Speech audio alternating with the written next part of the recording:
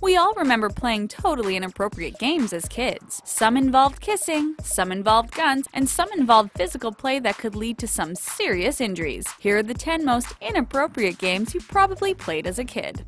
Spin the bottle. There's nothing like a kissing game to get kids excited and parents worried. Most people played Spin the Bottle at some point in their childhood. It's a pretty low-tech game, only requiring a bottle and a group of kids sitting around in a circle. You spin the bottle and have to kiss whoever it points to. Then it's their turn to spin. Who remembers trying to fix it so the bottle landed on your crush? Spin the Bottle has been responsible for many first kisses.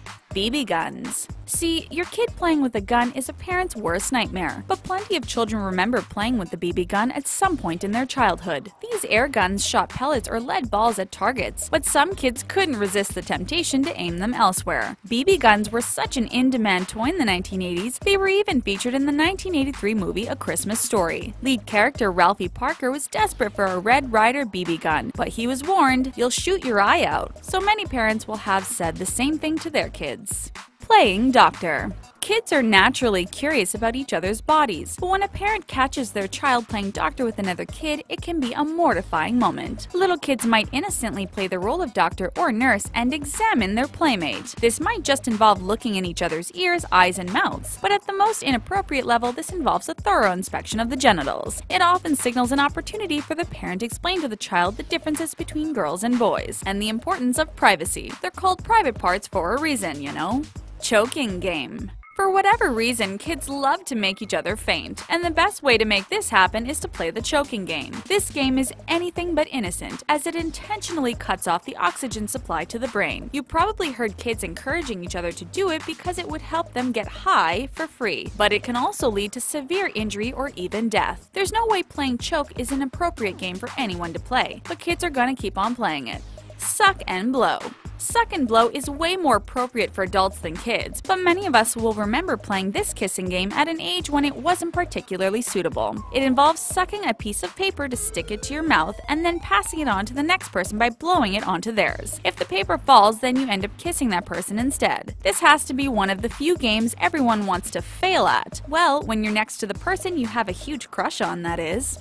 Grand Theft Auto. Violent video games have long been a controversial topic when it comes to kids playing them. The sexual and violent content of Grand Theft Auto in particular has created a lot of concern amongst teachers and parents. So much so that an education partnership in the UK warned parents that they would be reported to the police and social services if they let their kids play video games like Grand Theft Auto and Call of Duty. It's considered allowing access to such games as neglectful on the parents' part. Sock 'em boppers. Children aren't normally encouraged to hit each other, unless they're wearing oversized inflatable gloves, that is. Then it's totally fine, or that's what toy manufacturers would have us believe. Sock 'em boppers, or soccer boppers as they're now known, have been around for decades, but got super popular in the late 1990s. The jingle claimed they were more fun than a pillow fight, but many parents didn't think so, since they basically encouraged fistfights. Ouija board. Contacting the spirit world is not an appropriate thing for a child to do, but that didn't stop lots of us from trying out a Ouija board with our pals. Most of us just made our own boards as kids. All it takes is a piece of paper with numbers, the letters of the alphabet, yes, no, and goodbye written on it. You then ask a question to the spirit world and wait for your finger to be moved to an answer on the board. Totally terrifying, and parents were horrified when Hasbro brought out a Ouija board toy specifically aimed at kids.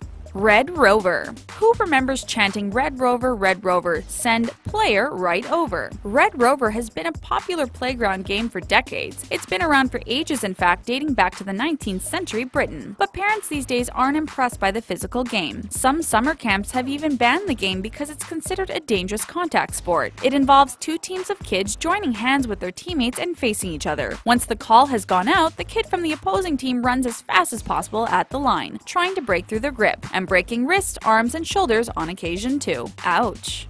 Twister. You'd think an innocent game like Twister could be played by all ages, but placing your hands and feet on those colored circles can cross the line into inappropriate territory when played by youngsters. The fact that your face can end up near someone else's chest or groin is just one example of why this game can get pretty awkward, pretty fast. With various body parts rubbing up against each other, it's a recipe for a lot of inappropriate giggling and blushing. How many of these inappropriate games did you play as a kid? Let us know in the comments below, and don't forget to subscribe to The Taco.